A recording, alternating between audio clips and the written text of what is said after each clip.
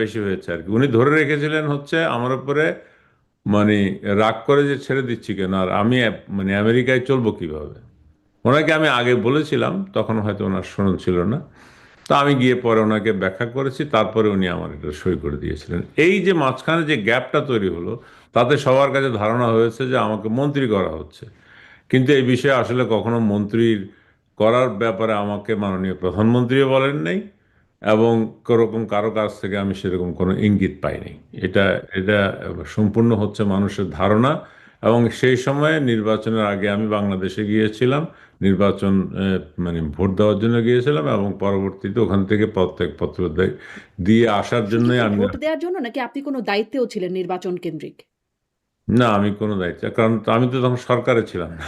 হুম হুম। আমি তো বিশ্ব ব্যাংকের হিসেবে কাজ করছি। আচ্ছা আচ্ছা। অতএব আমার কোনো সুযোগ ছিল না ওখানে দায়িত্ব পালন করার। হুম। তো মানে প্রশ্ন যেটি শুরু করেছিলাম যে আপনি দেশ ছাড়লেন কি করে? ২৪ এ সেসব ও একটা পরিস্থিতি ছিল। মামলায় আপনি হত্যা মামলার আসামি হয়ে গেছেন। হ্যাঁ। তো এর মধ্যে আমি 23 মানে ফেব্রুয়ারিতে তো আমার পদত্যাগপত্র দিয়ে ওখান থেকে আমি ওয়ার্ল্ড ব্যাংক থেকে চলে আসলাম। তারপরে আমি যোগদান করেছি হচ্ছে মোরান গ্লোবাল স্টাডিজ। তারপর থেকে আমি মার্কিন যুক্তরাষ্ট্রে আছি। তবে হ্যাঁ, 2024-এর এপ্রিল মাসের সম্ভবত 19 তারিখে আমি বাংলাদেশে গিয়েছিলাম। আমার শাশুড়ি মৃত্যুশয্যাশায়ী ছিলেন। উনি 23 এপ্রিল মারা গেলেন।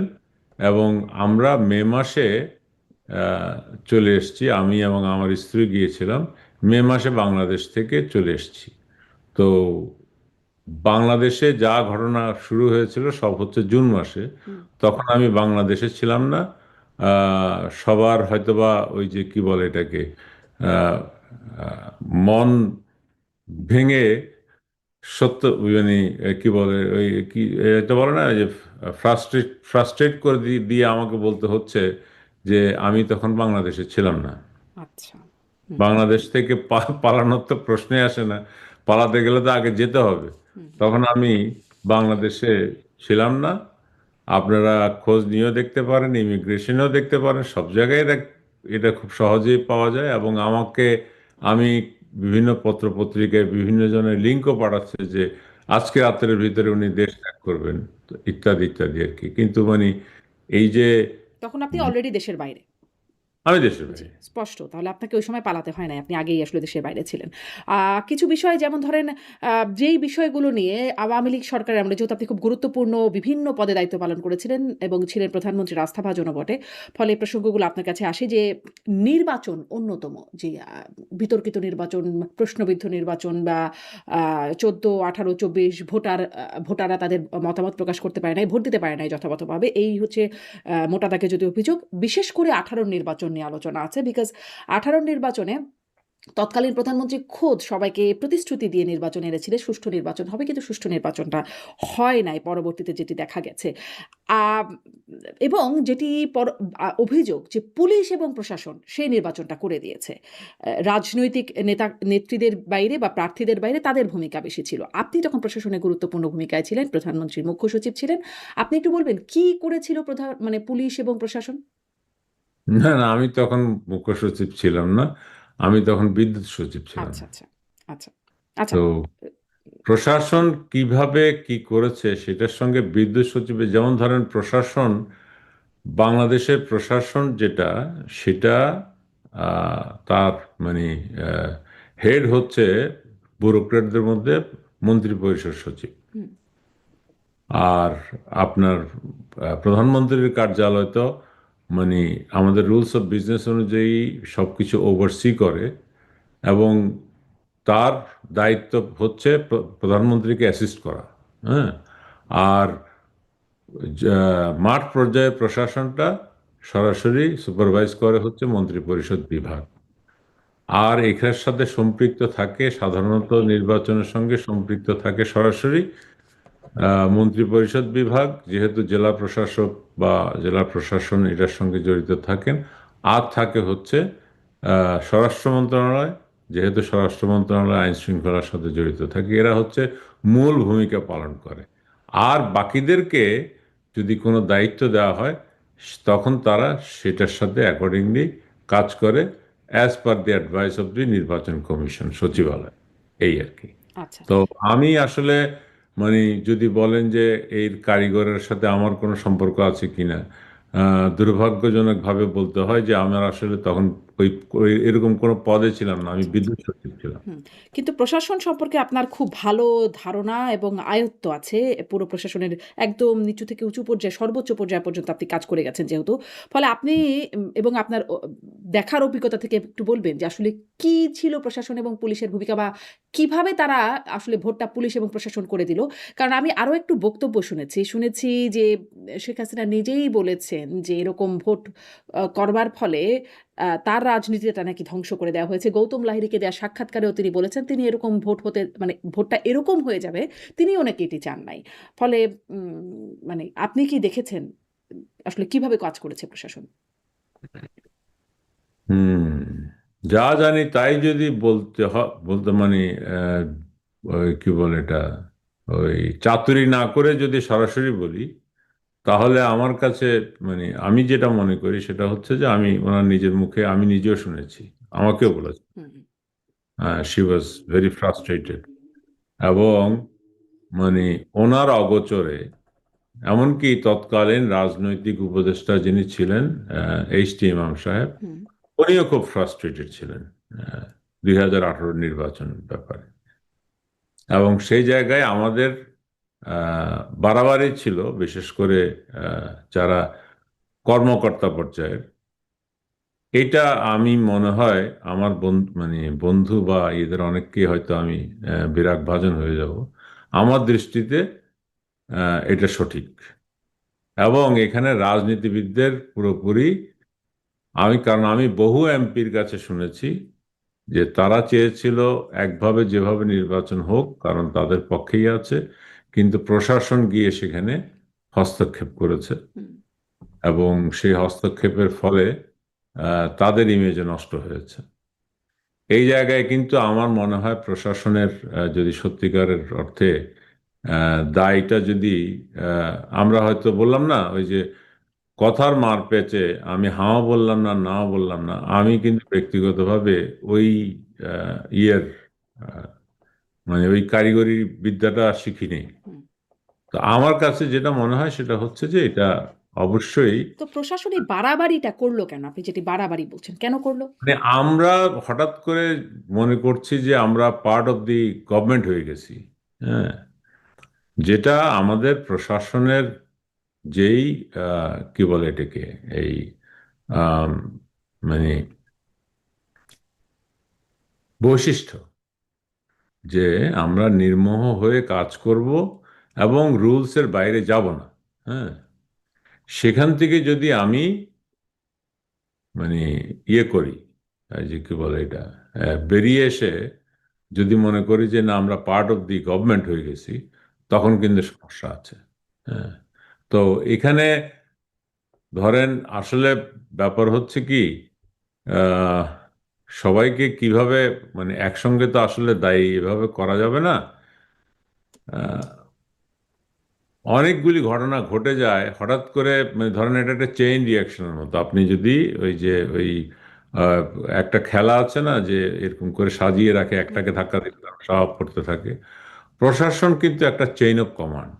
হ্যাঁ, সেটা আর্মি বলেন, আহ, মানে সামরিক বাহিনী বলেন, পুলিশ বলেন, বা আমাদের ব্যুরোক্রেসি বলেন, চেইন অফ কমান্ড। তো চেইন অফ কমান্ডের ভিতরে যদি হঠাৎ করে এরকম কোনো একটা ধাক্কা তৈরি হয়, তখন কিন্তু সেটা ওই চেইন ইয়েতে গিয়ে ওই এর প্রভাব সর্বত্র পড়তে থাকে। হুম, তো 2018-তে আসলে এই এই জায়গায় আমার দৃষ্টিতে আমি মনে করি এটা ইচ্ছাকৃত বা অনিচ্ছাকৃতভাবে হোক, পলিটিক্যাল ডিজায়ার এবং পলিটিক্যাল কমিটমেন্টের আর হচ্ছে প্রশাসনিক অ্যাক্টিভিটিজের ভিতরে একটা মানে ফারাক তৈরি হয়েছিল। সেই ফারাকের ফলেই হয়তোবা এটা হয়েছে। আমি আসলে সত্যিকার অর্থে ভোট দিতে যাওয়া ছাড়া, আমি যেমন ভোট দিয়েছি এবং আমার সপরিবারে ভোটটা দিয়েছি, এছাড়া কিন্তু আসলে আমার কাছে মানে এই বিস্তারিত প্রশাসনের এখানে কিভাবে কি হয়েছে এগুলি কিন্তু আমি ঠিক বলতে পারবো না। হুম। কিন্তু এই যে মানে আপনি বলছেন যে চেইন অফ কমান্ডে ঝামেলা তৈরি, চেইন অফ কমান্ডের শুরু মানে নিচের থেকে উপরের দিকে উঠতে গেলে তো মানে সিনিয়র আমলারা, সচিবরা, তার উপরে মন্ত্রীরা, একদম প্রধানমন্ত্রী, ঝামেলাটা আসলে কোথা থেকে তৈরি হলো যে মানে প্রশাসনিক বাড়াবাড়ি পর্যায়ে করলো এবং না না, ইচ্ছাকৃত এইটা করলো তো কিন্তু কেউ কিছু করতে পারলো না? আমার মানে তখন মানে আপনিও ছিলেন বাংলাদেশে, আমিও ছিলাম। কেউ কিন্তু 3 দিন আগেও কিন্তু হয়নি, কারো মাথায় আসে না যে এরকম একটা ঘটনা ঘটতে যাচ্ছে, তাই না, বা ঘটছে। সো এইটা আসলে আমার কাছে মনে হয় হচ্ছে অনেকটা লোকালাইজড কারবার হয়ে গেছিল আর কি। হ্যাঁ, এটা মানে সুপরিকল্পিত আহ, কি বলে কর্মকাণ্ডের বাইরে। তো সেই এটা প্রশাসনের হলো স্বার্থটা আমার কি মত। ছিল? যদি বলি লোকালাইজড, সেই লোকাল প্রশাসনের মানে স্বার্থটা কি ছিল? নিজেকে জাহির করা, নিজেকে আপনার ওই যে কাছের মানুষ প্রমাণ করা, এরকম হুম। এরকমই তো হইতে পারে। কিন্তু আমার মনে হয় না যে সবাই, বললাম তো, সবাই একই কাজ করেছে আমার কাছে মনে হয় এবং মানে আমরা যেটা সে সময় দেখেছি বা শুনেছি বা আহ, অনেকের কাছ থেকে ইয়ে করেছি, ওই যে মানে একটা প্রতিযোগিতা শুরু হয়েছিল কে বেশি মানে করতে পারে, হুম। এরকম একটা প্রতিযোগিতা সম্ভবত তখন তৈরি হয়েছিল বলে আহ, বলা হয় আর কি। কে বেশি কি করতে পারে? এটা আসলে হয়েছে কি, আপনি এমন একটা প্রশ্ন করছেন আমাকে, যে প্রশ্নে আমাকে মানে ওই কি বলবো এটা, মানে খুব বিপদে ফেলে দিয়েছেন আর কি। বিপদে ফেলে দিয়েছেন কারণ হচ্ছে আম, মানে আমি বহু আমার জুনিয়র কর্মকর্তাদের জানি যারা সম্পূর্ণ কমিটমেন্টের সঙ্গে কাজ করেছে। হ্যাঁ, দেখা গেছে কি উনি সে কমিটমেন্টের মধ্যে করেছে কিন্তু তার অগোচরে অন্য একটা জায়গায় ঘটনা ঘটে গেছে, এরকমও ঘটনা ঘটেছে। হুম। এখন সেই জন্য জেনারেলাইজ করাটা ইজ ভেরি ডিফিকাল্ট। তো যারা সেই ঘটনাটা ঘটালো, যদি আসলে একদম হাই কমান্ডের মানে এখানে ভূমিকা না থাকে, বা আপনি বলছেন এইচ.টি. মামু তিনিও ক্ষুব্ধ হয়েছিলেন, যারা এই কাজগুলো করলেন, যেখান থেকে লোকাল প্রশাসনের কথা বলছেন, সেখানে তাদের বিরুদ্ধে কি কোনো ব্যবস্থা নেওয়া হলো? আমরা তো বরং দেখলাম খোদ প্রধানমন্ত্রী থেকে শুরু করে মন্ত্রীরা সবাই বললেন সুষ্ঠু নির্বাচন হয়েছে। না, দেখেন এটা তো পলিটিক্যাল প্রশ্ন, আপনি আমাকে কিন্তু আমি কিন্তু I am not a politician. Hmm. এইটার ভিতরে কিন্তু আমাকে প্রশাসনের বিরুদ্ধে ব্যবস্থা নেওয়ার জায়গা তো আপনি বলতেই পারেন যে প্রশাসনের বিরুদ্ধে ব্যবস্থা অবশ্যই, নিয়েছিল। না না, এখন ব্যাপার হচ্ছে ধরেন আহ, মানে আমার দৃষ্টিতে হচ্ছে যে ওই ফলাফল যেহেতু এসে গেছে, ঠিক আছে, ফলাফলকে বিশ্লেষণ না করে ফলটা ভোগ করার দিকেই সবাই নজরটা দিয়েছে সেই সময়। সেই জন্য এই বিষয়টা উপেক্ষিত হয়েছিল। হুম। মানে যদি হুম। মানে মানে যেই ফলাফলটাকে আমি পছন্দ করছি না, সেই ফলাফলটা যদি মানে আমি কি বলে এটাকে, ওই যে ডাইসেক্ট করার জন্য একটা উদ্যোগ নিতাম, হুম। তাহলে হয়তো ভালো ছিল।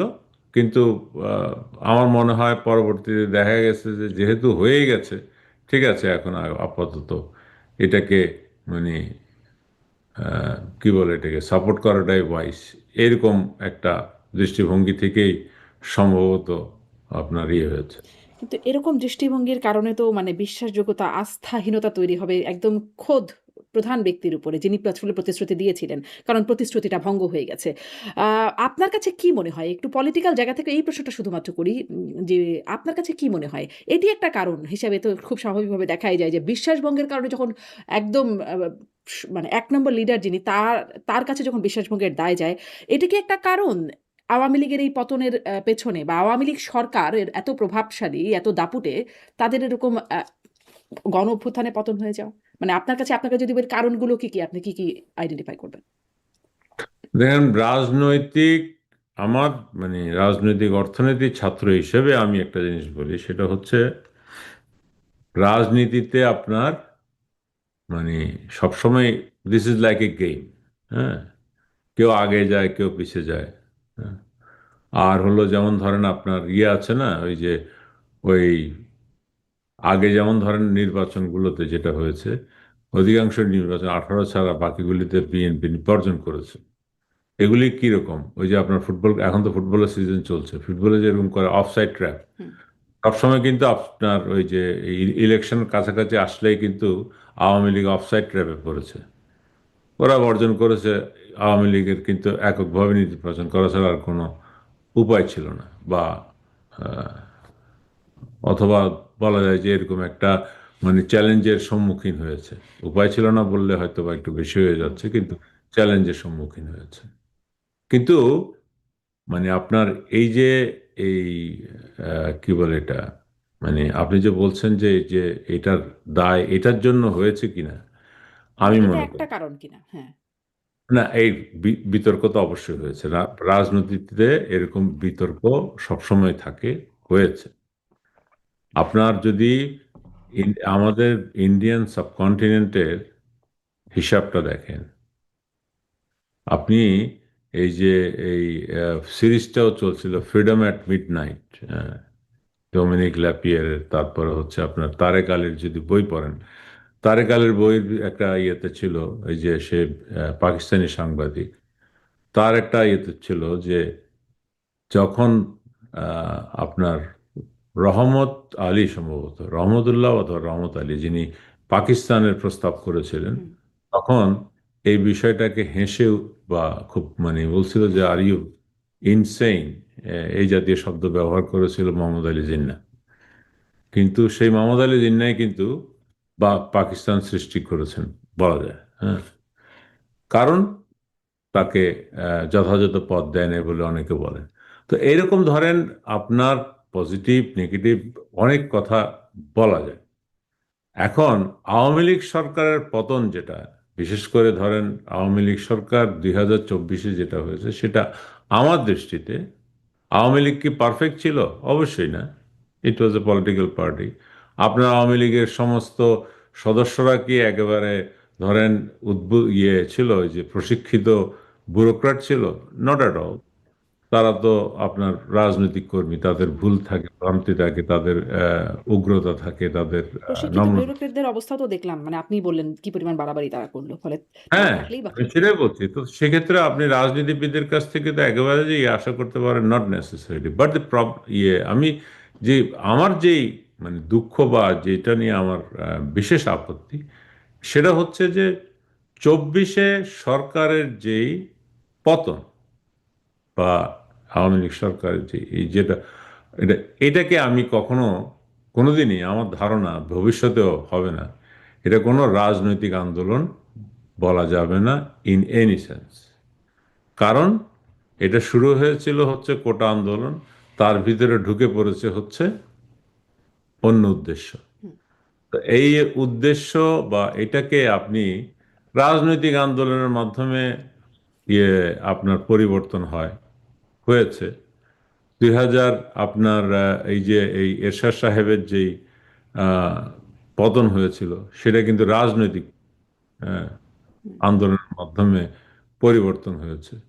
তারপরে হচ্ছে ধরেন আপনার আমাদের 1996 সনে যে নির্বাচন হয়েছে, সেটাও কিন্তু রাজনৈতিকভাবে হয়েছে। পিছন থেকে এসে কেউ মারে নাই। এবারের কাজটা হয়েছে হচ্ছে পিছন থেকে ছুরি মারা, এবং এই ছুরি মেরে সবার চরিত্র হনন করার একটা মহোৎসব সৃষ্টি হয়েছিল। এটাই ছিল, আমি মনে করি যে আপনারা যে বলছেন যে কেন হয়েছে, কেন হয়েছে এটার আ- মানে এই যে দেখেন, আমরা কিন্তু একটা সম্পূর্ণ নতুন বিশ্বে বসবাস করি। যে কেউ যে কোনো কথা বলে আপনার ছেড়ে দিতে পারে। আপনি যেমন সাংবাদিকতা করেছিলেন, তাই না? আপনার একটা এডিটোরিয়াল বোর্ড ছিল। যে কোনো কিছু করতে গেলে আপনাকে কিন্তু, যেমন একটা পত্রিকায় এডিটোরিয়াল হুম। বোর্ড থাকে। এখন আমরা সেটা নাই। কিন্তু এখন কিন্তু এডিটোরিয়াল বোর্ড কিছু নয়, আমি আমার এডিটর কিন্তু নিচে, এবং সেটা সহজে কিন্তু আমি ছেড়ে দিতে পারি। আবার যেটা হয়েছে, সেইটাকে কিন্তু আমি র্যাম্প আপ করতে পারি, ভুল তথ্যকে। হ্যাঁ, র্যাম্প আপ করতে পারি, এবং আপনার আপনার বক্তব্য, যেমন ধরেন আমি আপনাকে একটা কথা বলেছি, আমার বক্তব্যটাকে কিন্তু আবার টেকনিক্যালি কিন্তু বন্ধ করে দিতে পারে। হ্যাঁ, তো আমরা যে এখন যে বিশ্বে আছি এর ভিতরে আওয়ামী লীগের যেই, আপনি দেখেন, বিএনপি আন্দোলন করেছিল প্রকাশ্যে, যে আন্দোলনগুলি করেছিল সে কোনোটা আন্দোলনের কিন্তু, বিএনপি কিন্তু আওয়ামী লীগের বিরুদ্ধে আন্দোলন করেছে, আমরা দেখেছি আওয়ামী লীগ এবং বিএনপি মোটামুটি একজন আরেকজনের প্রতিপক্ষ, এবং রাজনৈতিকভাবেও কিন্তু তারা দক্ষ, তাদের সাংগঠনিক হুম, শক্তিও বেশি, সেটা আপনার এই নির্বাচনে বোঝা গেছে। অনেকে অনেক রকমের বিশাল শক্তি মনে করেছিল নিজেদেরকে, কিন্তু দেখা গেছে কি মূল যে রাজনৈতিক শক্তি, সেই রাজনৈতিক শক্তি কিন্তু আপনার এবার নির্বাচনে বিজয়ী হয়ে এসেছে। তো যদি সেটাই হয়ে থাকে, তাহলে বিএনপি যখন ধারাবাহিকভাবে করেছিল, তখন কিন্তু রাজনৈতিক যে আন্দোলন, সে আন্দোলন কিন্তু আহ, বলেন তারা প্রতিহত করতে পেরেছে বলতে বলা যেতে পারে, অথবা বলতে পারেন যে ওভারকাম করেছে। যেভাবেই হোক না কেন আওয়ামী লীগ টিকে ছিল। এবার আওয়ামী লীগ যেটা টিকে নাই, সেটা কি আপনার বিএনপির রাজনীতির ফসলে হয়েছে? আপনি আপনি নিজেকে জিজ্ঞেস করেন। হঠাৎ সকালে দেখতেছেন এরকম একটা ঘটনা, তারপর দিন আরেকটা ঘটনা, তারপর দিন আরেকটা ঘটনা। এইটাকে আমি মনে করি তঞ্চকতা, প্রতারণা, হুম। এবং এটা তো মনে আসলে হয়। করবে কি? মানে ধরেন আপনার কথা যদি একেবারে পুরোপুরি অ্যাজ ইট ইজ হয়, তাহলে মানে কি করবে? তঞ্চকতা বা প্রতারণার শিকার তারা যখন হলো ১৮ র নির্বাচনে এবং তারপরে আবার ২৪ এও একটা নির্বাচন হলো যেখানেও কোনো ভোট দেওয়ার মানে তারা অংশগ্রহণ করল না ১৮ নির্বাচনের অভিজ্ঞতা থেকে এবং সামনেও কোনোদিন আসলে নির্বাচনে তারা অংশগ্রহণ করতে পারবে কিনা বা হবে কিনা, তখন তাদের হাতে অপশনই কি ছিল পেছন থেকে ছুরি মারা ছাড়া? কা মানে আপনি যাদের কথা বলছেন তঞ্চকতা করেছে, পেছন থেকে ছুরি মেরেছে, তাদের হাতে অপশন কি ছিল? মানে তারা তো কিছুর উপর কিছু না কিছু ধরে তো তাদের রাজনীতিটা করতে হবে নাকি? তো সেটা যদি তঞ্চকতাটা যদি আপনার বিএনপি করতো, তাহলে তো আমার তো কোনো আপত্তি ছিল না, তো রাজনৈতিক দল। হুম, তঞ্চকতা করেছে তো আরেকজন, কে করেছে? একটা মাঝখানে এসে। তো সেটা কি কে না? করেছে? কে করেছে তঞ্চকতা আপনার ভাষায়? আপনার 2 বছর কে ছিল? হুম, ওটা তো একটা অন্তর্বর্তী সরকার ছিল ডক্টর মোহাম্মদ ইউনূসের সরকার। অন্তর্বর্তী সরকার কি কারণে দরকার ছিল? তো কে আসতো? মানে একটা তো প্রসিডিউর দরকার ছিল, তাই না? না তো, তো তাহলে সেক্ষেত্রে রাজনৈতিক লোকদের নিয়ে এটা কি করা হয়েছিল? এবং রাজনৈতিক ব্যক্তি কেন রাখা হয়নি সামনে? না তখন তো শুনেছি যে তারা রাজনৈতিক ব্যক্তিরা আপনারা তাদের পছন্দের শুনেন, একটা মানুষজনকে দিয়েছে, যারা উপদেষ্টা ধরে হয়েছে। নিলাম আওয়ামী লীগ অবিচার করেছে, হুম, ঠিক আছে? হুম, অবিচারের প্রতিকার তো অবিচার না, অবিচারের প্রতিকার হচ্ছে বিচার, তাই না? আপনার এখানে কি হয়েছে? আপনার প্রতি মুহূর্তে এখন কি হচ্ছে, বা এর আগে কি হয়েছিল? অবিচার হয়েছিল না বিচার হুম। হয়েছিল? হুম। মানে আপনি একপাক্ষিক প্রশাসনে এনে, অবিচার হচ্ছিল, এখন হয়তো আরেকপাক্ষিক অবিচার হচ্ছে। যদি এরকম করে বলি। কিন্তু একপাক্ষিক অবিচারের হাত থেকে তাদের না না, মুক্ত আপনি করার উপায় কি ছিল? এটাকে যদি যদি আপনার ডেফিনেশনে বিচার হয়ে থাকে, তাহলে তো আইনের সংজ্ঞাই চেঞ্জ করতে না, হবে। বিচারের কথা বলছি না। এখনো নানান রকম অবিচার হচ্ছে। কিন্তু মানে আমি বলছি যে তাদের হাতে অপশন কি ছিল? আ মানে তাদের আন্দোলন যদি প্রতিহত করা হয়, দমন করা হয়, তাদের যদি মানে নানান রকমভাবে মামলা, হয়রানি করা হয়, নির্বাচনটাও করতে না দেওয়া হয়, তাহলে তারা আসলে আর কি করতে পারে একটা রাজনৈতিক দল? এইটা তো ধরেন, আপনি বারবার বললাম না, আপনি আমাকে টেনে নিয়ে যাচ্ছেন হচ্ছে হুম। রাজনীতিতে। শেষ আমি করব এই প্রসঙ্গটা। আপনি শেষ করুন। না, আমাদের আমাদের ধরেন কি বলে এটা, এই মানে আহ, নির্বাচন সঠিক হয় নাই, হ্যাঁ, এবং সেটাকে যদি আপনি আমাকে একটা জিনিস বলেন, সময় দীর্ঘ হয়, হ্যাঁ, রাজনৈতিক আন্দোলনে, কিন্তু প্রতিকার ঠিকই আসে। যেমন আমাদের কাছে, অন্যদের কথা বাদ দিয়ে দিলাম, অন্য দেশের, বাংলাদেশে চিন্তা করে দেখেন, 24 বছর মানে পাকিস্তান হওয়ার পরে 24 বছর বা 25 বছর, 24 বছর এই বঙ্গবন্ধু বা এরা মানে যুক্তফ্রন্টেরা যে রাজনীতি করেছে, পাকিস্তানের বিরুদ্ধে করেছে, মিলিটারি শাসনের বিরুদ্ধে করেছে, হুম, আলটিমেটলি রেজাল্ট কি আসেনি? হুম। আপনার ধরেন সম্মুখ যুদ্ধ করে আপনাকে হয়তো একটু বিলম্ব হবে, কিন্তু আপনাকে আসতে হবে। আর ডেমোক্রেসি, আপনার বিল ক্লিন্টনের একটা বিখ্যাত উক্তি ছিল যে মানে আপনার democracy is not just N election, শুধু একটা ইলেকশন দিয়ে কিন্তু আপনার ডেমোক্রেসি প্রতিষ্ঠা করা যায় না। আপনি যদি বাংলাদেশের যেই এই এখনই আমরা যেরকম বিকৃত একটা ইয়ে দেখেছি, ডেমনস্ট্রেশন, ইতিহাস থেকে আরম্ভ করে সব কিছু নিয়ে, আপনি যদি এখন এসে বলেন এই যে ডেমোক্রেসি, ওই যে আপনার এখন বিখ্যাত একজন লেখক আছে, ইউভাল নোয়া হারারি বলে, তার বক্তব্য হচ্ছে যে ডেমোক্রেসি ইজ এ ফিকশন। হুম। আপনি কে কিভাবে দেখতেছে সেটা হচ্ছে ভিন্ন। আপনার এই একটা নির্বাচনের জন্য আমাকে যদি বারবার এই বাংলাদেশের স্বাধীনতা, বাংলাদেশের কি বলে এটা, এই আম, আহ, আরে আমার যে প্রাইড, হুম। আমার যেই সার্বভৌমত্ব। মুক্তিযুদ্ধ, হুম। সবগুলি যদি প্রশ্নবিদ্ধ হতে থাকে, সেই নির্বাচন দিয়ে আমার লাভটা কি? সেই নির্বাচন তো আমাকে বারবারই শুধুমাত্র বিতর্কিত জায়গায় নিয়ে চলে যাচ্ছিল। আপনার যখন সেই আহ, নির্বাচন দিয়ে লাভটা কি? মানে নির্বাচন মানুষ তার না না, আপনি নির্বাচনে যে কথাটা বলছেন, যে নির্বাচনে তো আপনার হুম। সবসময়, যেমন ধরেন আপনার ইয়েতে ওই আমাদের নির্বাচনের বিষয়গুলি হয়ে গেছে হচ্ছে, if it is not in my favour hmm. Hmm. Then it is not a democracy. Hmm. আপনার যেটা ইয়েতে কি হয়েছে, ওই যে ওই আম, আম, আরে গাজাতে, গাজাতে যখন হামাস জিতেছে তখন বলা যায় নির্বাচন ঠিক হয়নি, এই মার্কিন যুক্তরাষ্ট্রই বলেছিল, তাই না? সো আপনার ধরেন আমাদের নির্বাচনী যেই বিতর্ক, নির্বাচনী বিতর্ক, নির্বাচনী আউটকাম নিয়ে কিন্তু সবসময়ই এক ধরনের ধোঁয়াশা তৈরি হয়।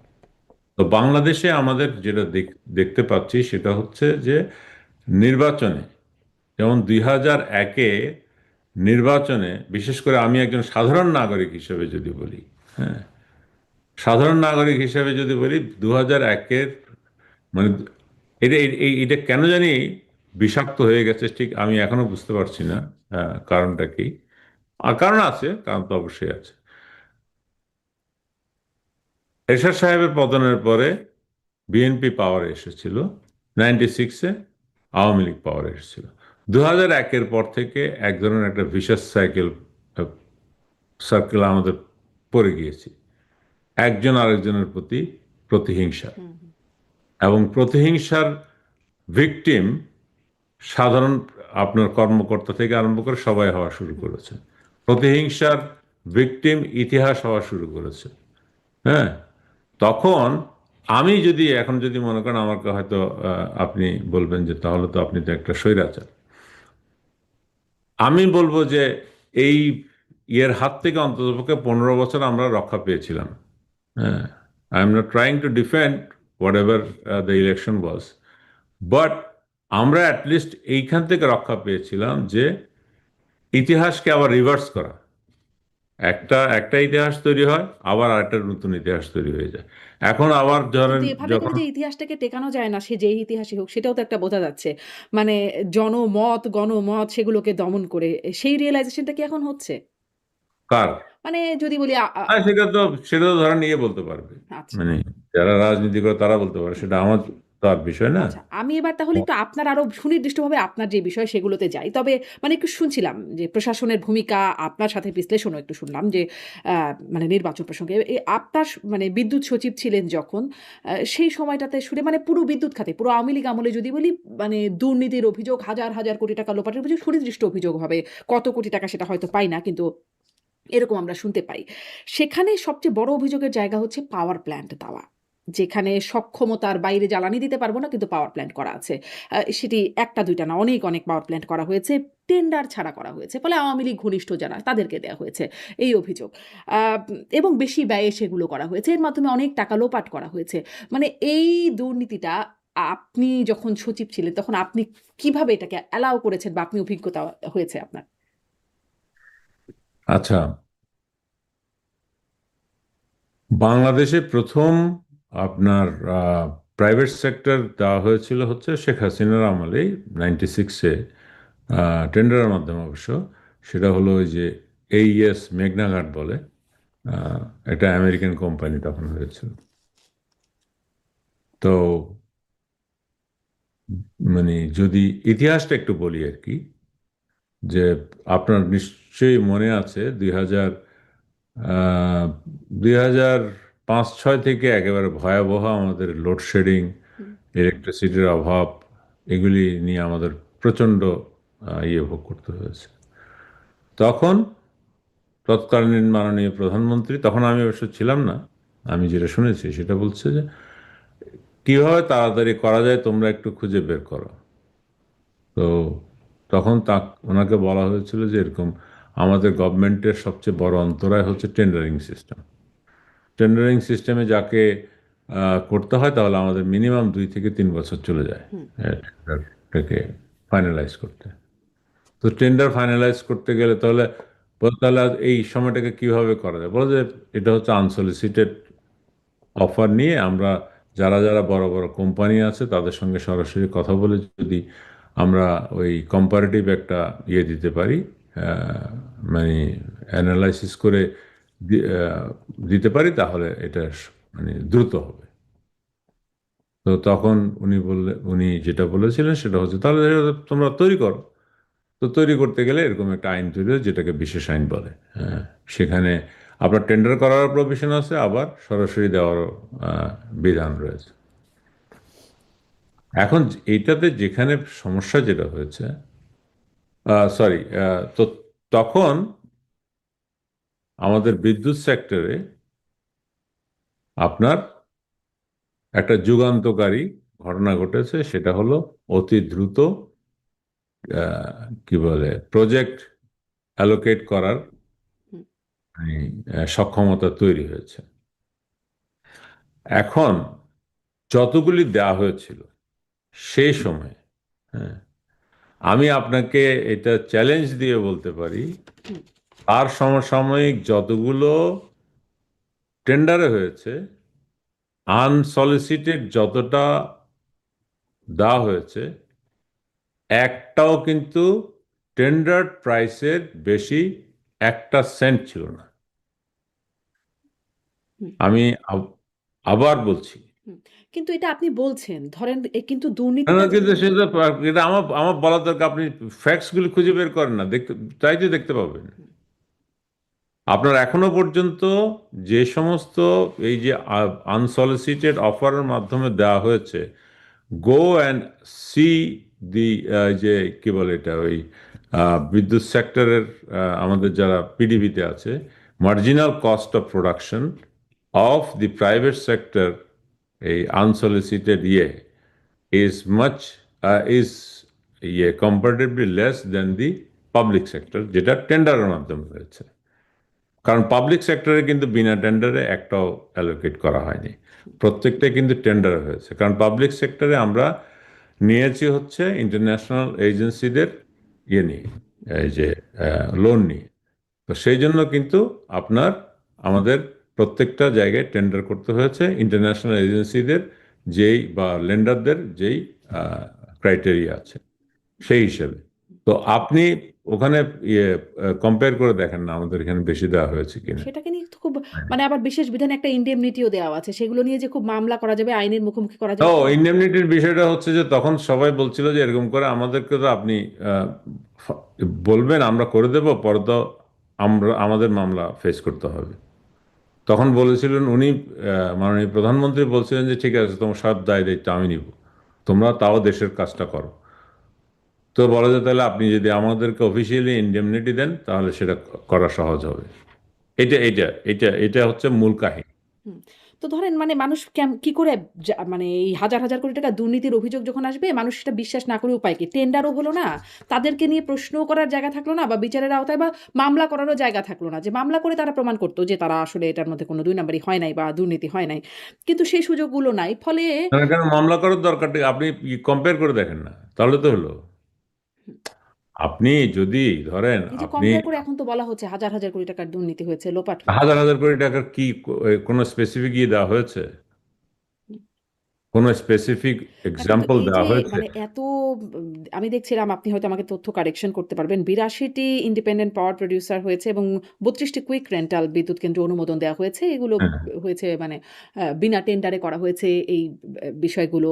হ্যাঁ। ফলে ওই যে সেই মানে দলীয় প্রীতি, দলের লোকজন, দল ঘনিষ্ঠ লোকজন হয়েছে এবং এত মানে এত পাওয়ার প্ল্যান্টের প্রয়োজনীয়তা ছিল না, সক্ষমতাও ছিল না। তারপরেও এটা মানে না, জনগণের টাকা এটার অপচয় ব্যাপারে করে। আমার দ্বিমত আছে। সেটা হচ্ছে যে আপনার সক্ষমতা ছিল না, যেমন বর্তমানে যেই সক্ষমতা আছে এখন প্রায় মনে হয় 29,000 মেগাওয়াটের মতো। এর ভিতরে এখন এটা তো অ্যাকচুয়ালি কতগুলি টেকনিক্যাল ইস্যু আছে। সেটা হলো একটা রিডান্ডেন্সি রাখতে হয়। আপনার যে কোনো পাওয়ার প্ল্যান্ট মানে পাওয়ার সিস্টেমে আপনার পাওয়ার তৈরি হয় পাওয়ার প্ল্যান্টে, সেটা আপনার এই যে আমরা বলি হচ্ছে পাওয়ার গ্রিডের মাধ্যমে বা এই যে ট্রান্সমিশনের মাধ্যমে ডিস্ট্রিবিউশন সেন্টারগুলোতে যায়। ডিস্ট্রিবিউশন সেন্টারগুলো তখন তাদের গ্রাহকদের ডিস্ট্রিবিউট করে, এবং এই ডিস্ট্রিবিউশন এবং ইয়ের মধ্যে আপনার একটা সিনক্রোনাইজেশন থাকতে হয়। এবং এই সিনক্রোনাইজেশনে যখন আপস অ্যান্ড ডাউনস হয়, সেই জন্য এখানে কিছু রিডান্ডেন্সি রাখতে হয়। এবং আপনি আমাদের বর্তমান যেই পিক ডিমান্ড আছে সেটাকে হিসাব করে কিন্তু রিডান্ডেন্সি যদি হিসাব করেন, তাহলে আমাদের রিডান্ডেন্সি কিন্তু ইন্ডিয়ার চাইতে কম, ফ্রান্সের চাইতে তো বহু কম। হ্যাঁ, এরকম রিডান্ডেন্সি। আরেকটা জিনিস হচ্ছে বাংলাদেশ হচ্ছে গ্রোয়িং কান্ট্রি।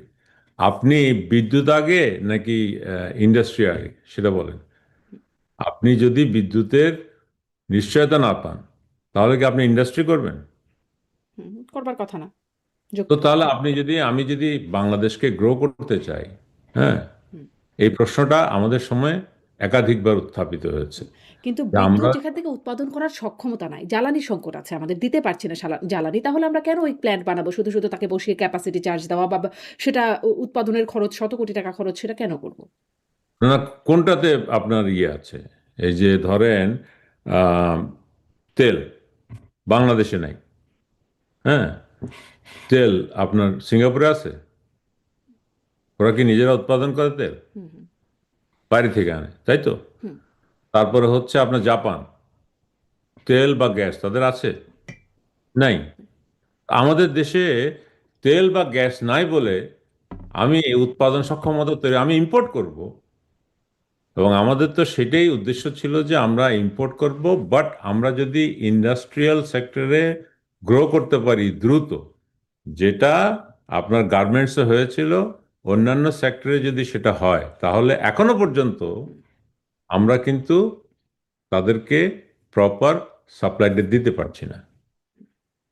কেন পারছি না? কিন্তু ইম্পোর্ট হবে কোথা থেকে বা কত মানে হচ্ছে না ইম্পোর্ট, তবুও তখন সেই মানে পাওয়ার প্ল্যান্ট গুলো হলো এবং বসিয়ে ক্যাপাসিটি চার্জ এবং এটার জন্য বহু মানে একটা বড় ঋণের বোঝাও আমাদের ঘাড়ে পড়লো। ফলে এটা কি সুপরিকল্পিত ছিল নাকি আসলে দুর্নীতি না না, করবার ঋণের উদ্দেশ্যে বোঝা হয়েছে? আপনার ধরেন প্রাইভেট সেক্টর যখন হয়, প্রাইভেট সেক্টরকে আমি যখন পে করি, সেখানে তো আমি তো লোন নিয়ে করি না, আমি হচ্ছে ইনকাম থেকে তাদেরকে পে করি। আর এই যে বলছেন যে আপনি বসিয়ে বসিয়ে রাখা হচ্ছে, আপনাকে আগে মানে একটু আগেই যে উদাহরণটা দিলাম যে সিঙ্গাপুরে হুম, এই পাওয়ার প্ল্যান্টগুলি আছে, তাও হচ্ছে ডুয়েল ফুয়েল বলে। ডুয়েল ফুয়েল মানে তাদের গ্যাসেরও অপশন আছে, আবার তেলেরও অপশন হুম। আছে। এবং তারা আহ, একটা ফোঁটা তেল কোথাও উৎপাদন করার ক্ষমতা তাদের নাই, তেলও নাই, গ্যাসও নেই। তো তারপর তারা করে নাই। হুম। আমি শুধুমাত্র ওই যে ওই ইম্পোর্ট করতে পারবো না সেই চিন্তায় বসে যদি আমি যদি এটা করি, তাহলে চলবে কিভাবে? আমাদের তো ইন্ডাস্ট্রিয়াল ইন্ডিয়াতে গ্রোথ চলল না। হচ্ছিল। যেহেতু তেল মানে ইম্পোর্ট করতে করা হয় নাই, ফলে না না, বিদ্যুৎটা এটা ভিতরে কোনো চলে কথা না। হইলো? আপনারা একটা জিনিস, জাপানকে তো অ্যাটলিস্ট ইয়ে মনে করা হয়, তাই না, ভালো দেশ। হ্যাঁ, এবং আমাদের পাওয়ার সেক্টরের এই যে পরিকল্পনাটা, এটা করা হয়েছিল কিন্তু জাইকার সহায়তায় দুইবার, 2010-এ 2016-তে। এবং তাদের প্রজেকশন অনুযায়ী কিন্তু আমরা আমাদের এটা যাচ্ছিলাম। আমাদের high case, lower case, middle case, এবং মিডল কেসে আমরা গিয়েছি, লোয়ার কেসে যাইনি, মিডল কেসে গিয়েছি। আপনি এই যে এটা তো এই আপনি ওয়েবসাইটে পাবেন। তো এখন আমরা ধরেন এই যে বা সরকার শুধুমাত্র অসৎ উদ্দেশ্যে পয়সা কামানোর জন্য করছে, তো তাহলে আমরা যে এই পরিকল্পনা করা হয়েছিল, প্রজেকশনটা যে করা হয়েছিল, সেটা কি তার মানে সেটাও কি মানে জাপানিদেরকে ঘুষ দিয়ে করা হয়েছিল? এটা কোনো কথা হইলো? আর আপনার যে এখন বলা হচ্ছে যে বসিয়ে বসিয়ে রাখা হচ্ছে, গ্লোবাল এখন একটা তৈরি হয়েছে, আনসার্টেনিটি। সেই জন্য আমাদের তেল বা গ্যাস একটু আনসার্টেন হয়ে রয়েছে। কিন্তু আপনি যদি আপনাদের ইন্ডাস্ট্রি, আমাদের যারা বন্ধু বান্ধব আছে ইন্ডাস্ট্রি চালাচ্ছে, তারা সবাই তো এখন গ্যাসের সংকটে ভুগতেছে, তেলের সংকটে ভুগছে। কারণ কি? কারণ হচ্ছে গ্লোবালি একটা সমস্যা হয়েছে, দামও বেড়েছে, তো সেই জন্য সেটা হয়েছে। কিন্তু এই আনসার্টেনিটির জন্য আমি কারণ ক্যাপিটাল ইনভেস্টমেন্ট তো সময় সাপেক্ষ। আপনার মানে দেশের পরিকল্পনা তো কখনো শর্ট টার্ম ফ্লাকচুয়েশনের উপরে নির্ভর করে সিদ্ধান্ত হয় না। আমাকে লং লং টার্ম প্রজেকশনে যেতে হয়। তো লং টার্ম প্রজেকশন অনুযায়ী তো যাওয়া হয়েছে। কিন্তু প্রশ্নটা আরেকটা ওইখানেই জিনিস যে আপনাকে যেটি এখানে বলে চালানোর রাখেন। সক্ষমতা আমাদের তখন ছিল না, এবং ভবিষ্যতে এই সংকট এখন না সেই আন্তর্জাতিক মানে জ্বালানি সংকটের একটা বিষয় আছে, সেইটা পাবার নিশ্চয়তা ছিল না। কিন্তু আমরা এরকম মানে শত কোটি টাকার প্ল্যান্ট বানিয়ে রেখে দেব এবং সেগুলো চলবে। কোনটা রেখে দেওয়া মানে হয়েছে? এই যে পাওয়ার প্ল্যান্ট গুলো যেগুলো বলা হচ্ছে না, যে কোনটা রেখে দেওয়া হয়েছে? কোনটা চলছে না? মানে সেগুলো তো চালানো সক্ষম হয়নি জ্বালানি সংকটের কারণে সবগুলো, তাই নয় কি? এখন কোনটা কোনটা আমি আপনাকে একদম ধরে ধরে বলতে পারবো না, কিন্তু হ্যাঁ, কিন্তু আমি তো জানি হুম, কোনটা তো বসে নাই। সবগুলো জ্বালানি সক্ষমতা হয়েছিল এবং সবগুলো মানে পাওয়ার প্ল্যান্ট বিদ্যুৎ উৎপাদন করছে। অবশ্যই, অবশ্যই। শুধুমাত্র আপনার ওই যে ওই মেঘনা ঘাটে আহ, আপনার আহ, সম্ভবত একটা না দুইটা এখনো পর্যন্ত চালু করা যায়নি জ্বালানি সংকটে। জ্বালানি সংকট মানে তখন কিন্তু বেসিক্যালি হচ্ছে ওই ছিল, মানে যতটুকু দরকার ছিল ততটুকু ওখানে মানে সরি, এই এলএনজি আনার জন্য যেই পাইপলাইনটা তৈরি করার কথা ছিল, সেটা পিছিয়ে গেছে, যে কারণে এখানে জ্বালানি সংকট তৈরি হয়েছে। এছাড়া তো আর কোথাও আপনার হয়নি, সবগুলিতে চলছে। ফলে মানে এই যে এতগুলো সব সরকার মনে করেছে যে টেন্ডার ছাড়া করলে তাড়াতাড়ি হবে। সরকার মনে সেটা কি করেছে, হয়নি? হ্যাঁ, সরকার মনে করেছে যে সেটা নিয়ে প্রশ্ন করার দরকার নাই। ইনডেমনিটি দিলেই ভালো, তারা কাজ করতে পারে। মানে সরকারের নিজেরা মনে করছে এটাই একটা স্বৈরাচারী আচরণ না, যে যা তারা মনে করছে তাই। মানুষের কাছে এই বিষয়টা রিচ করতে দেওয়া না দেয়া, প্রশ্ন করবার সরকার, সুযোগ না দেয়া। শুনেন, একটা জিনিস হচ্ছে কি, সরকার বা সরকার প্রধান মানে দেশের মানুষের জন্য মাঝে মধ্যে আহ, অপ্রীতিকর সিদ্ধান্ত নেন। এবং আমি মনে করি মানে শেখ হাসিনা যে সিদ্ধান্তটা এখানে নিয়েছিলেন, সেটা জাতির জন্য উপকারী হয়েছে। বাংলাদেশের ঘরে ঘরে বিদ্যুৎ গিয়েছে। বাংলাদেশে এখন হয়তো মানে এই লোডশেডিং হচ্ছে, সেটা ভিন্ন কথা, কিন্তু শতভাগ ঘরে, আমাদের গ্রামে গঞ্জে সব জায়গায় বাতি জ্বলছে। এবং এটার জন্য স্পেশালি উনি একটা ইনোভেটিভ পদ্ধতি বের করেছেন। হ্যাঁ, আপনি আমাকে একটা জিনিস বলেন, আপনি যদি কালকে একটা গাড়ি কিনতে চান, হ্যাঁ, আপনি কি সেটার জন্য কি করেন? ধরেন আজকে আপনি একটু সিদ্ধান্ত নিন, আপনি একটা গাড়ি কিনবেন বা বাড়ি কিনবেন, কি করেন আপনি? প্রক্রিয়া সম্পন্ন করব যা যা মানে আমাদের প্রক্রিয়াটা সামর্থ্য কি? বেশি। হ্যাঁ, প্রক্রিয়াটা বলেন। মানে আমি গাড়ি পছন্দ করব, আমি কোন গাড়ি কিনবো, আমার ডকুমেন্টেশন রেডি করব, তাই তো না? হুম। তারপরে আপনি কি টেন্ডার করেন? না, ওটা আমার ব্যক্তিগত টাকায় কেনা। আমার তো সরকারের টাকায় হ্যাঁ, কিনতে হবে না। ব্যক্তিগত টাকায় কেনা, সেটাই বলছি, কিন্তু টেন্ডার করেন? না, কি করেন আপনি? আমি আমার টাকা দিয়ে আমি কিনে নিয়ে আসবো। আপনার টাকা দিয়ে কিনে নিয়ে আসেন এবং আপনি চিন্তা করেন যে বেস্ট গাড়িটা আপনি কিনতে যাবেন, নিশ্চয়ই, তাই তো? নিশ্চয়ই, হ্যাঁ। এবং যেটা কিনেন সেটা নিয়ে কি আপনার কি পস্তান পস্তান যে না, আমি ভুল করেছি, টেন্ডার করলে ভালো হতো? না, সেটা আমার ব্যক্তি স্বার্থ, মানে আমি আমার ব্যক্তির স্বার্থ আহা, সবচেয়ে ভালো বুঝি। কিন্তু আপনার ব্যক্তির সমন্বয় তো দেশ। না, কিন্তু জনগণের স্বার্থ যে সেই ব্যক্তি ভালো বুঝছে, সেটা যদি হতো তাহলে তো স্বৈরাচারের হাতেই দেশ ছেড়ে দিতাম আমরা। না, না, না, না, না, না, আপনি এই জায়গাগুলিতে মানে আপনার কি বলে মতামত ইনজেক্ট করে দিলে তো হবে না। না, আমি আপনি নৈর্ব্যক্তিক হইতে হবে। এখন আপনাকে একটা ধরেন জিনিস বলি। আপনি মনে করছেন যে আপনি দেশ ভালো চালাবেন, আপনি দেশের না, না, স্বার্থটা না, খুব আমি ভালো মনে বুঝেন। করছি না। ধরেন আমি আমি আমার বলছি, আর্গুমেন্টটা প্লেস আমিও করছি। আর্গুমেন্টটা জাস্ট বলছি। ধরেন আপনি মনে করেন বা আমি হ্যাঁ। মনে করি যে আমি খুব ভালো বুঝবো, আমি দেশটা ভালো চালাবো, আমি খুব আর বাকিরা বোঝে না। এই আমি ভালো বুঝবো, আমি চালাবো। আমি যে ঠিক বুঝছি সেটার গ্যারান্টিটা কি? আমি হয়তো ভালোই বুঝছি মানে নিজে সৎ উদ্দেশ্যেই করছি। কিন্তু আমি যে ভালো বুঝছি তার তো কোনো গ্যারান্টি নাই। সেজন্যই তো এত না কিন্তু কিছু আপনার নির্বাচন বলেন, টেন্ডার বলেন বা বাকি সবকিছু। না কিন্তু এই যে বিদ্যুৎ সেক্টরে তো সেটা প্রমাণ করে দিয়েছে। এই প্রমাণ করার পরেও যদি গালি দেন তাহলে তো দুঃখ লাগে আর কি। আমার আমার এটা হচ্ছে সেই জায়গায় যে ধরেন মানে আমরা যেটা করেছি, ধরেন বড় বড় কোম্পানিরা এখনো পর্যন্ত বিশ্বে তারা যখন তাদের প্রকিউরমেন্ট করে তারাও কিন্তু সোর্সে যায়, নেগোশিয়েট করে, তারপরে তারা একটাকে সিলেক্ট করে। আমাদের দেশে যেটা হয়েছে, যেমন ধরেন আমরা এই আমাদের ট্রান্সপোর্ট পুলে আমাদের যতগুলি গাড়ি কেনা হয়েছে অধিকাংশই হচ্ছে প্রোটন সাগা। হুম, কেন? কারণ আমরা টেন্ডার করেছি। টেন্ডারে যে স্পেসিফিকেশনস আমরা দিয়েছি, ধরেন এই যে হুইল থাকবে বা ই থাকবে, মানে একটা গাড়ি যা যা দরকার সব স্পেসিফিকেশন দিয়েছি। সেই সব স্পেসিফিকেশনে তো প্রোটন সাগাতেও আছে, মার্সিডিজেও আছে, আপনার টয়োটাতেও আছে, তাই না? এখন আপনি সেই স্পেসিফিকেশন প্লাস প্রাইস যদি হিসাব করেন, প্রোটন সাগাকে কি কেউ বিট করতে পারবে? এবং আমরা এই যে আমাদের ট্রান্সপোর্ট পুলে যে প্রোটন সাগাগুলি কেনা হয়েছিল সেগুলি 5 বছরের যে গ্যারান্টি ছিল 5 বছরে শেষ করতে পারে না, 1 বছর থেকে নষ্ট হওয়া শুরু হয়েছে। আমি বলছি যে ধরেন tendering is obviously is something যেটাকে ইভলভ হয়েছে পাবলিক সেক্টরে টু অ্যাভয়েড আপনার ইয়ে এই যে নেপোটিজম এবং দুর্নীতি, তাই না? কিন্তু এটা কিন্তু it looks like it is not the panacea যে সেটা দিয়ে সব কিছুকে অ্যাভয়েড করা সম্ভব।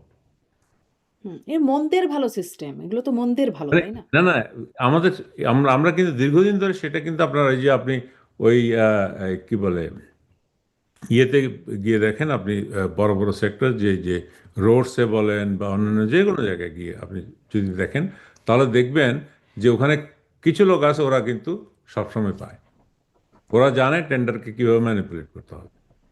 তো আমি আমি বলছি না যে আমরা সকল কাজ করেছি বা অন্যান্য যারা করেছে সেটা শুধুমাত্র বেস্ট হয়েছে, বাট আমরা যেটা দেখেছি সেটা হচ্ছে যে যখন আজকে আমাদেরকে মানে অভিযুক্ত করা হচ্ছে, কিন্তু আমরা যখন অ্যাওয়ার্ড দিয়েছি এই যে বিভিন্ন কোম্পানিকে, তখন কিন্তু কেউ এই অভিযোগটা তোলে নাই যে অর্থের বিনিময়ে দেওয়া হয়েছিল। আদালতে এটা যাওয়ার হলো সুযোগও ছিল না। হ্যাঁ, কেন? ওই যে কেন? ইন্ডেমনিটি দেয়া আছে। আহা, আপনি তাই তাই বলে কি পত্রিকার বন্ধ ছিল? পত্রিকায় তো টুকটাক এসেছে। পত্রিকায় তো তারপরেও কে? টুকটাক এসেছে। একদম আসেনি তা না। পত্রিকায় তো টুকটাক এসেছে যে ক্যাপাসিটি চার্জ বসিয়ে ফেলে মানে সেই সময়ও এগুলো এসেছে। একদম যে হ্যাঁ, কিছুই আসেনি তা ক্যাপাসিটি না। চার্জ তো আপনারা একটা ভুল ব্যাখ্যা দিয়ে সমস্ত জাতিকে এতদিন ধরে কেন যাচ্ছেন আমি সেটা বুঝলাম না। আপনি আমাকে একটা উদাহরণ দেন মানে সমস্ত। বা টেন্ডার ছাড়া যে পাওয়ার প্ল্যান্ট গুলো হচ্ছে মানে আমি একটা বলছি না। ক্যাপাসিটি ছাড়া, এই পেমেন্ট ছাড়া কোনো পাওয়ার প্ল্যান্ট হয়? না হবে একটা না। উদাহরণ দেন। না, না হবে না। হুম। তো না কিন্তু মানে বসিয়ে দেয়ার যে বিষয়টা। কিন্তু মানে আমার প্রশ্নটা ওই যে টেন্ডার ছাড়া হচ্ছে আপনিই বলছেন নেপোটিজমের জায়গা থাকে, দুর্নীতির জায়গা থাকে। আমরা কি তা জেনে শুনে শিয়ালের হাতে মুরগি বর্গা দেওয়ার মতো অবস্থা যে যেই প্রশাসনের এত করাপ্টেড প্রশাসন বলে সবসময় আমরা জানি শুনি, তাদের কাছে এই দায়িত্বটা দিয়ে দেওয়া এবং তারপরে আমরা আস্থাশীল থাকবো এবং সেখানে মানে ইনডেমনিটিও দিয়ে দেব। এটা কি একটা সুবিবেচনা প্রসূত জায়গা? এটা কি আপনার এই যে ইয়েতে যখন আহ, বিদ্যুতে যে অ্যাওয়ার্ডটা দেওয়া হয়েছে সেটা তো একটা কমিটির মাধ্যমে হয়েছে। সে তো কখনো এককভাবে শুধু ব্যুরোক্রেসির উপর ডিপেন্ড করা হয়নি। আর আপনি কিন্তু মানে মানে এটা দুর্ভাগ্য আর কি আমাদের ক্যাপিটাল ইন্টেন্সিভ একটা সেক্টর যেখানে আহ, মানে এত ভালো ভালো কোম্পানি প্রাইভেট সেক্টর তৈরি করা হয়েছে। এই সামিট বলেন, ইউনাইটেড বলেন, এরা ওয়ার্ল্ড ক্লাস কোম্পানি যারা আপনি খোঁজ নিলেই জানতে পারবেন। ওদেরকে world bank, IFC, ADB loan দিচ্ছে।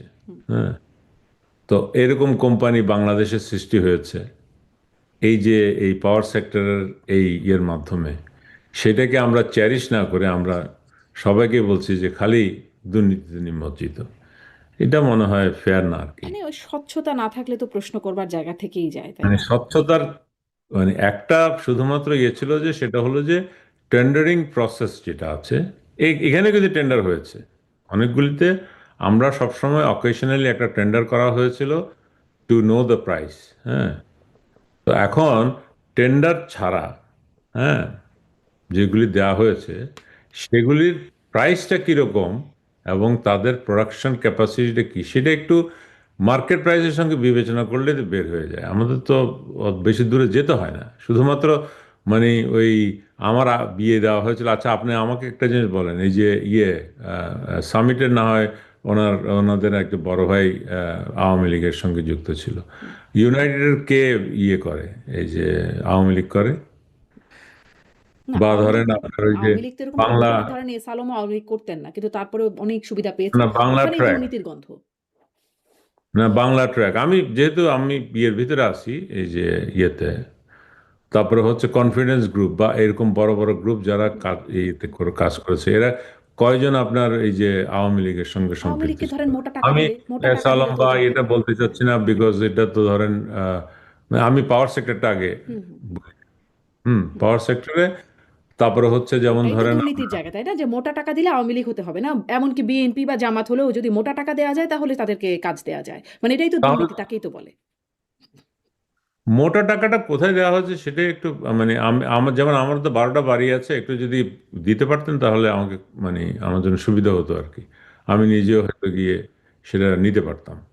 আপনার বলা, আপনার যদি কোনো সূত্র থাকে সেই সূত্র দিয়ে যদি বলেন তাহলে এটা ভালো হয় না। হুম।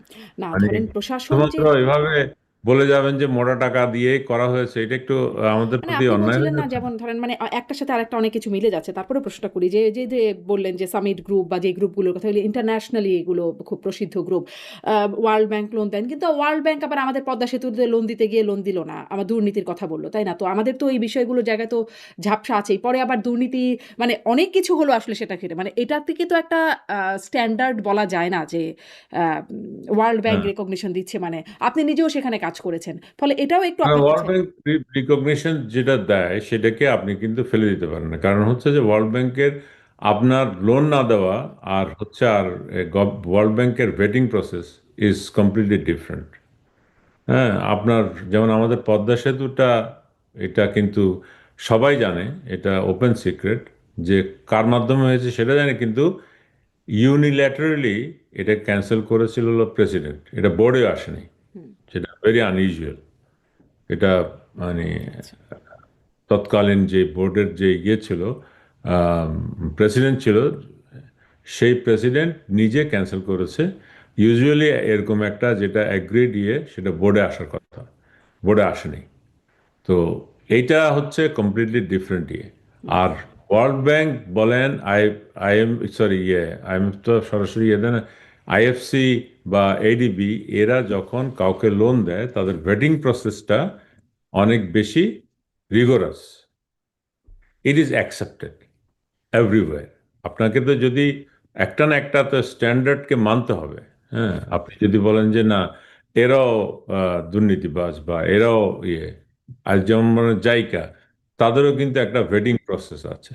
তো সেইগুলি যদি মেনটেন করে, যারা এদেরকে কনভিন্স করে লোন নিতে পারে, হ্যাঁ, তাদেরকে আমি তো ভালো, যেমন আরেকটা কোম্পানি যেমন আমি যখন ওয়ার্ল্ড ব্যাংকে জয়েন করেছি তার কিছুদিন পরে করেছিলাম মেঘনা গ্রুপ, ওরাও কিন্তু আইএফসি থেকে লোন পেয়েছিল।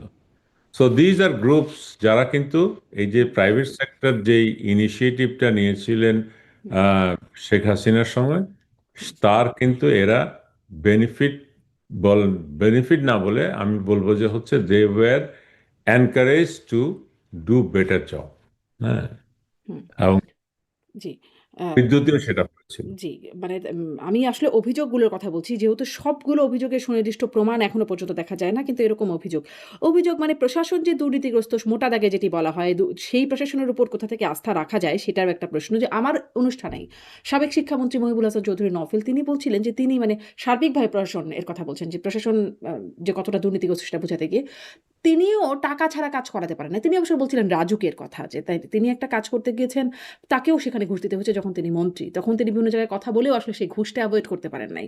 তো মানে এজন্যই আমি ওই কথাটা বলছিলাম, শেয়ালের হাতে মুরগি বর্গা দেয়া হচ্ছে কিনা। এটাও কি আপনি একটু বলবেন? যেহেতু আপনার প্রশাসনের সর্বস্তরে কাজ করার অভিজ্ঞতা আছে। এটা এত ওপেন সিক্রেট প্রশাসন দুর্নীতি করছে কিন্তু কিছু মানে করল না। এত আকচ্ছত্র প্রভাব নিয়ে দাপুটে সরকার থাকলো আওয়ামী লীগ, কিছুই করা গেল না দুর্নীতি। এমনকি তৎকালীন মন্ত্রী পর্যন্ত বললেন, পররাষ্ট্রমন্ত্রী, যে আমলাদেরই মানে সরকারি আমলাদেরই নাকি বেগমপাড়ায় বেশি বাড়ি, মানে তাদের দুর্নীতির পরিমাণটা বেশি। এটা বোঝাতে তিনি বললেন। কিন্তু এরকম ওপেন সিক্রেট কিছুই হলো না।